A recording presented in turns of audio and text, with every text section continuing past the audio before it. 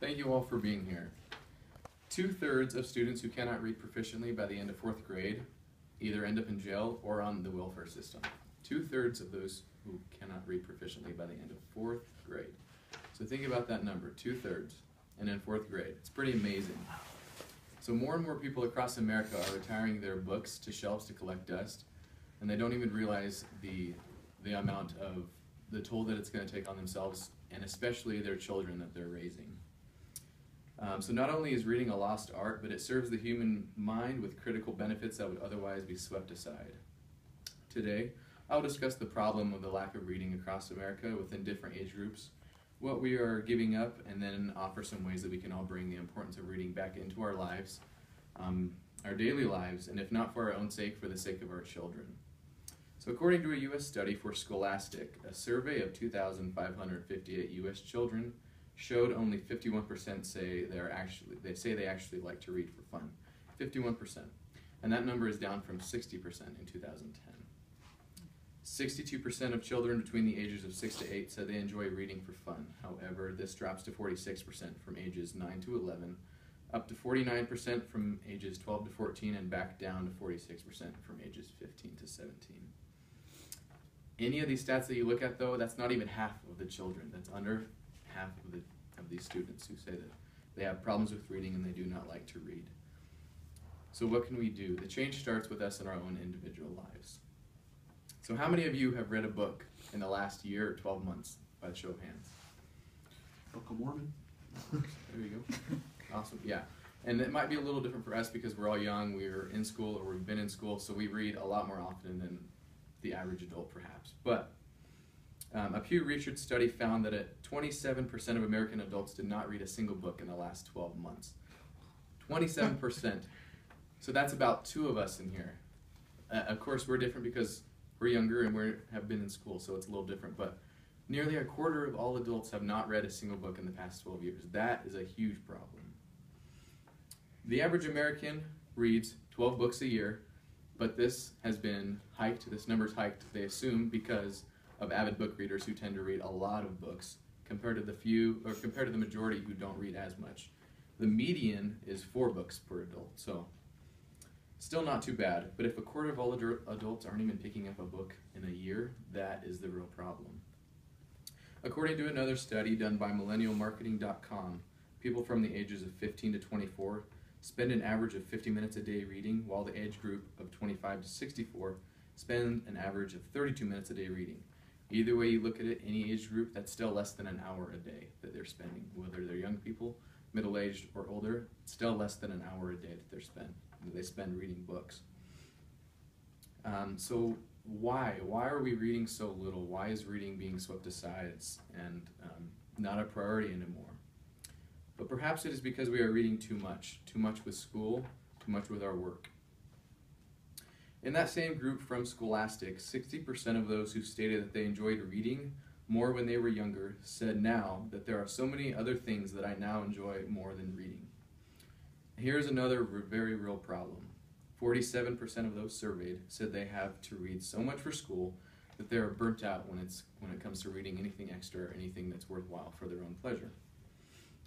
Most reading that they do is scanned or skimmed because they're doing it according to what the teacher's focus is for a class, and so they're not really reading for their own enjoyment, they're reading to try to see what the teacher might want them to read. Steve Volk, member of CTIE, points out, quote, reading history in high school often means reading to memorize details which will later be on a test, close quote.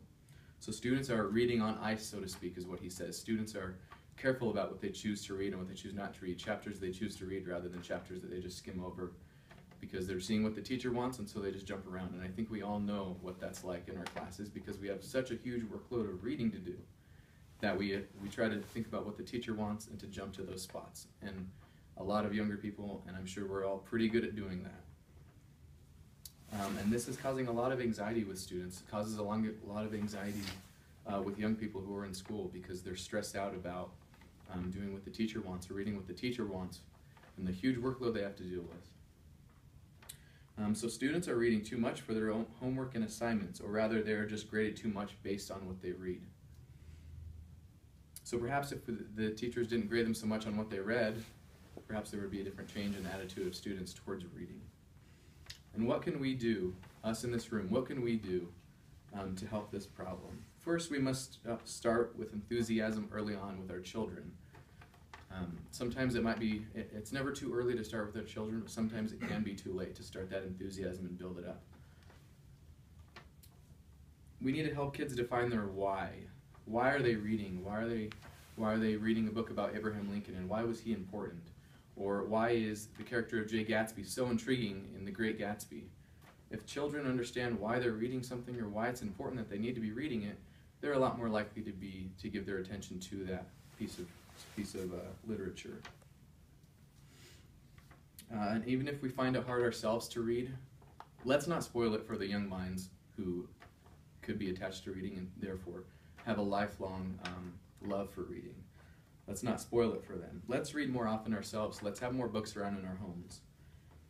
Now here's a really big point that I want to make. The National Commission on Reading stated, quote, "The single most significant factor influencing a child's early educational success is an introduction to books and being read to at home," close quote. We can all do that. That's pretty simple. We can read to our children. Many of us don't have children yet, but when we do, that's something very simple that we can do, is have books around to read to them. The research in social stratification concluded that having books in the home is twice as important as the father's education level. So guys in here, father's education level, think of where your education level is at and what you want to achieve. And you having books in your home, me having books in my home, is twice as important according to this study for our children. And let's not overlook the few benefits that it can serve us in our minds and for our own well-being. Number one is mental stimulation, which has shown through studies to decrease the probability of dementia. Number two is vocabulary and knowledge is enhanced naturally through reading, the more you read. Third, our memories improve because we're able to reflect and memorize past chapters and the events that happened. Fourth, our focus and concentration is enhanced because if we can focus on a book that we're reading, we can focus on anything. Fifth one is people who read are more often engaged in our culture and more willing to vote. So we're more engaged. Sixth is our writing skills. They're more enhanced naturally because the more we read, the more knowledge we gain. Again, tying back to the second point. So not only is reading a lost art, but it serves the human mind with critical benefits that would otherwise be swept aside. So would you guys not all challenge yourselves to read more, and not only for your own benefit, but especially for the benefit of your children? Thank you.